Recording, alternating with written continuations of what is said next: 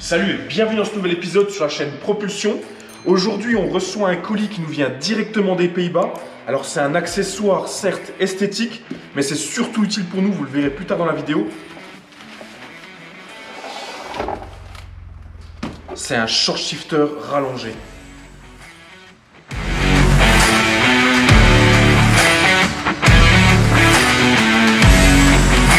Alors quand on est venu acheter le E46, on a eu la bonne surprise de voir qu'on avait déjà un short shift. Là on voit bien, hein, les vitesses elles sont super précises, le débattement il est super court.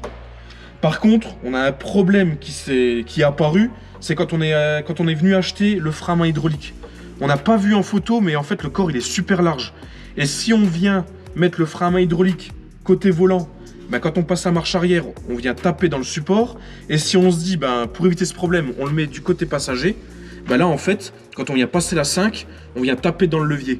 Donc la seule solution qu'on ait trouvée pour remédier à ça, eh ben on s'est dit on va acheter un short shift rallongé. Puis là on voit bien la différence, hein. Si je les mets les deux comme ça l'un à côté de l'autre, on gagne quoi, 15 bons centimètres. Donc là au final, grâce à ça, on vient enlever ce problème là. Par contre, on aimerait bien un retour d'expérience de ceux qui ont l'habitude de conduire un petit peu les voitures de drift, ou en tout cas qui ont choisi un côté ou de l'autre, parce que nous, on ne sait pas si on vient mettre le frein à main hydraulique côté conducteur ou côté passager. Dites-le nous en commentaire, ça serait intéressant de savoir, vous, vos retours d'expérience, quels sont les avantages et les inconvénients de le mettre du côté conducteur ou du côté passager, et comme ça, nous, on pourra venir souder notre petite platine, soit côté droit, soit côté gauche. Alors, pendant que je suis super bien installé dans ces sièges baquets, on va vous présenter un petit peu l'intérieur parce que c'est vrai, dans les vidéos, on ne vous a pas trop montré le résultat final de la voiture complètement vidée. Donc là, au final, on s'est mis un petit volant tulipé, les petits sièges baquets RRS, franchement, ils cartonnent avec les oreilles, on voulait absolument ça. Les planchers, la voiture, elle est complètement vidée.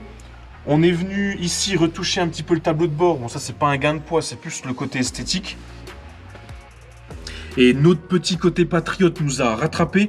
On a fait une petite touche tuning avec l'insert ici. Donc bleu, blanc, rouge, en mode effet craquelé. Ça, notre carrosserie l'a super bien géré. Franchement, ça habille bien la voiture, quoi. Et là maintenant, assez parlé, on va passer sous la voiture pour commencer les travaux. Bon, au final, on a choisi de faire ça maintenant parce que tout est démonté, hein. On voit que le train arrière n'est pas encore remonté. On n'a pas l'arbre de transmission, on n'a pas l'échappement qui nous gêne.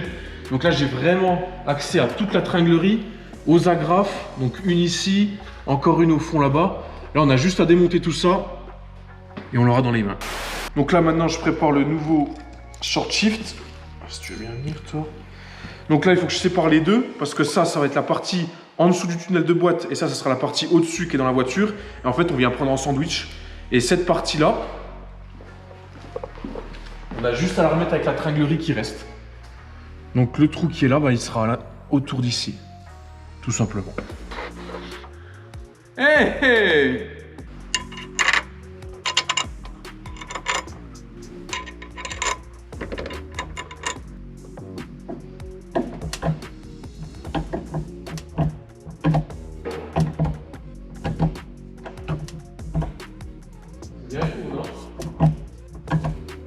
C'est abusé.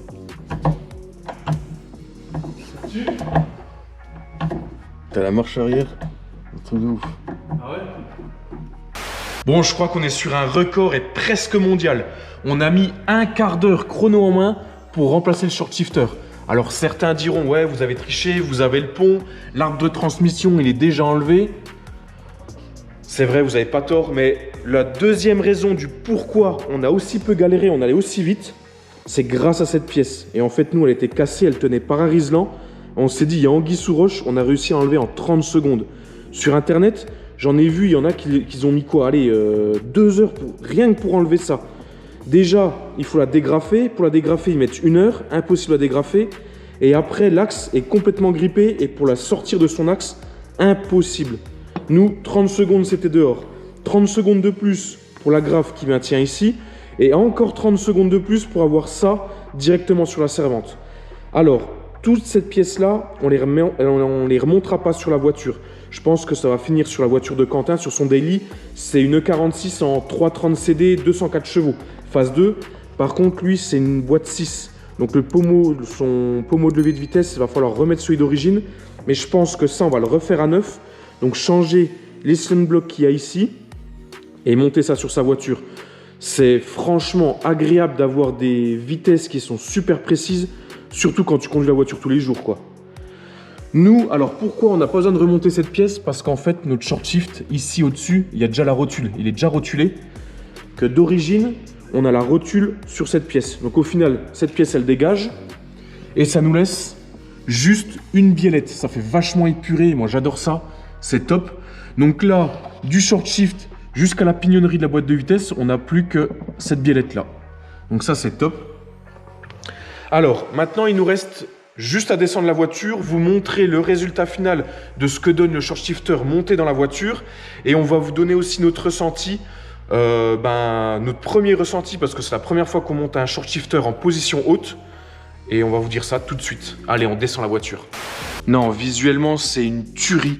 Il s'accorde super bien dans l'habitacle. Moi, je trouve que ça coursifie encore plus l'intérieur. Et en noir, comme ça, il reste discret. La hauteur, visuellement, c'est parfait. Maintenant, on va regarder si au toucher, il est aussi bien que visuel. Par contre, je pense que, sincèrement, il faudra mettre un quick release parce que c'est un petit peu chiant de rentrer dedans. Mais voilà, vu de l'intérieur, vu du poste de pilotage, voilà ce que ça donne. La hauteur, pour moi, elle est nickel. Par contre, effectivement, il est noir. Alors, à voir si, quand on laissera la voiture en plein soleil, voir si, effectivement, il ne devient pas trop chaud. Bon, sinon, il y aura des solutions. Niveau prise en main, ouais, on tombe pile dessus. Alors, il existait en 34 cm ou en 44 cm. 44 cm, moi, je pense que ça ferait un petit peu trop. Là, 34 cm, c'est juste parfait. On tient le volant, bim, on tombe sur le levier. On peut pas se tromper, en fait. Là, si je passe la première, deuxième, troisième, quatrième, cinquième, marche arrière, ça passe nickel. Je pense pas qu'on puisse se tromper entre la troisième ou la première quand on est en seconde. Bon, sauf si on tient mal le levier, ouais, on vient crocher sur la boîte. Mais si on le tient normalement et qu'on vient le pousser, il va tout seul en 3. C'est parfait. Et avec le frein à main hydraulique, donc moi je pense que, on verra vos retours en commentaire, mais moi je pense que on le mettra de ce côté-là. Déjà, je pense que on a la main qui va directement sur le levier. Donc ça, c'est déjà un bon point positif. Visuellement, ça cartonne. Et là, si on passe la marche arrière, on se retrouve super loin du levier. Donc là, notre problème, il est plus là, c'est plus un problème. Et en plus de ça, niveau visuel, on gagne quelque chose. Et on gagne de la place. Non. On regrette pas notre achat, ça on peut vous le dire. C'est pas donné parce qu'on est à 180 €, mais franchement, ça les vaut. Puis tout est usiné dans la masse, ça cartonne. On entend bien là une petite seconde ASMR. On entend bien les traces d'usinage de la plaquette. Impeccable. Un seul mot à dire, impeccable. Bon, on est sur un épisode un petit peu plus court que d'habitude, parce qu'au final, niveau mécanique, il n'y avait rien de bien compliqué, sachant que tout le train arrière est démonté, l'arbre de transmission, pareil, on avait vraiment accès à toute la tringlerie. Dans les prochains épisodes, on va remonter le train arrière, on va remonter l'arbre de transmission, les combinés filetés, le kit grand angle. À l'intérieur, on remontera le frein à main hydraulique, comme ça l'intérieur sera terminé à 100%. J'espère que cet épisode vous aura plu. Si c'est le cas, pensez à vous abonner, lâchez un petit like et à plus dans la prochaine vidéo.